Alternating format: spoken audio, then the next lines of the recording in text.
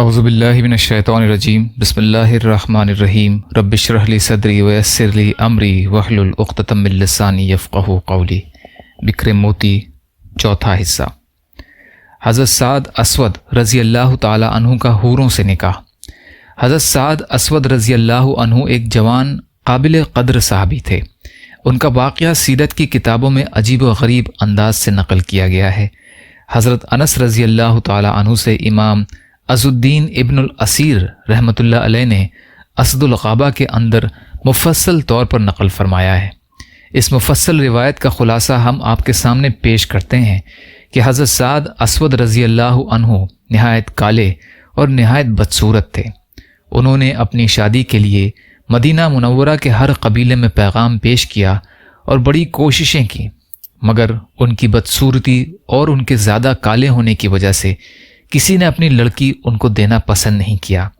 حضرت سعد اسود رضی اللہ عنہ حضور صلی اللہ علیہ وسلم کی خدمت میں آ کر عرض کرتے ہیں کہ یا رسول اللہ صلی اللہ علیہ وسلم، کیا میرا کالا پن اور بدصورتی مجھے جنت میں داخل ہونے سے روک سکتی ہے؟ تو حضور اکرم صلی اللہ علیہ وسلم نے ارشاد فرمایا کہ اگر تم اللہ اور رسول پر ایمان لا چکے ہو اور تقوی اور پرہیزگاری کا راستہ اختیار کر چکے ہو تو ایسا ہرگز نہ ہوگا، بلکہ اللہ کے یہاں تمہارا بہت بلند مقام ہوگا۔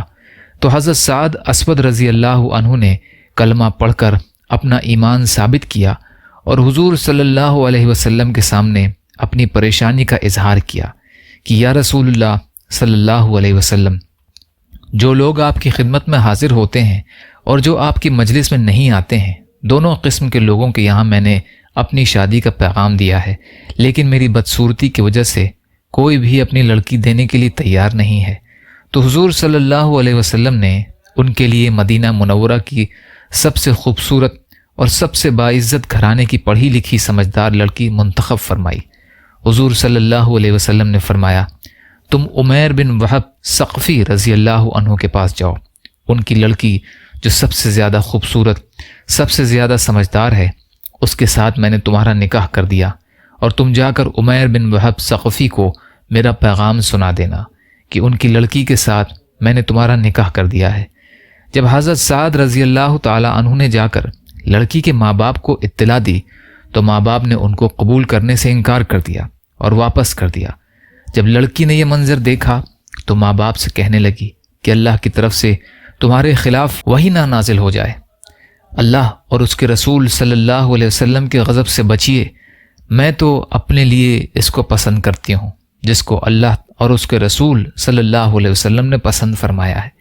اس لڑکی کے بھی کمال ایمان کی انتہا ہو گئی کہ اس نے دلوں کو دیکھا، صورت کو نہیں دیکھا، اللہ اور رسول کی خوشی کو دیکھا۔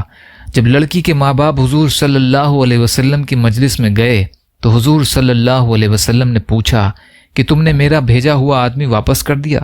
تو انہوں نے شرمندگی کا اظہار کیا اور توبہ کی اور عرض کیا کہ ہم کو شبہ ہوا کہ انہوں نے کہیں جھوٹ نہ کہا ہو، ہم تو آپ کے تابع ہیں، ہم ان کو اپنی لڑکی دیتے ہیں۔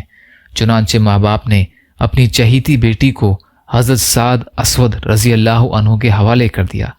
لڑکی نے ماں باپ سے کہا تھا کہ جب اللہ اور رسول کا کوئی فیصلہ ہوتا ہے تو اس میں کسی کو اختیار نہیں رہتا، اور لڑکی نے قرآن کی یہ آیت پڑھ کر سنائی جس کا ترجمہ ہے کہ اور کسی مرد مومن اور عورت کے لیے جب اللہ تعالیٰ اور اس کے رسول کوئی فیصلہ کر دیں تو ان کو اپنی طرف سے کوئی اختیار نہیں رہتا، اور جو شخص اللہ اور اس کے رسول کی نافرمانی کرے گا وہ کھلی ہوئی گمراہی میں مبتلا ہو جائے گا۔ سورہ احزاب آیت 26۔ اس کے بعد حضرت سعد اسود رضی اللہ عنہ اپنی بیوی کے لیے بازار سے کچھ سامان خریدنے کے لیے تشریف لے گئے۔ اسی اثنا میں جنگ کا اعلان ہوا تو انہوں نے بیوی کے لیے سامان خریدنے کے بجائے اسی پیسے سے تلوار، نیزہ، گھوڑا وغیرہ جنگی سامان خرید لیا اور جنگ میں جا کر لڑتے لڑتے شہید ہو گئے۔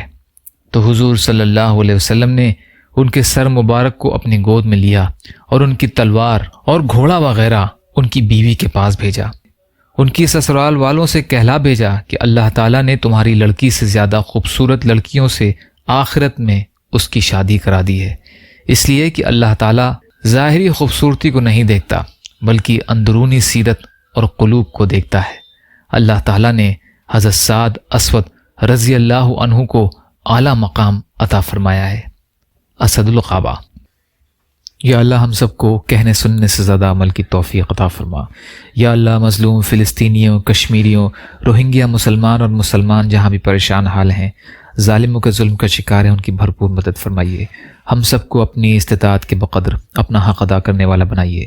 یا اللہ اپنے حلال میں سے دیجیے، حرام سے بچائیے، اپنے غیر سے بے نیاز کر دیجیے۔ جو مانگا وہ بھی عطا کر دیجیے، جو مانگنے سے رہ گئے وہ بھی عطا فرمائیے۔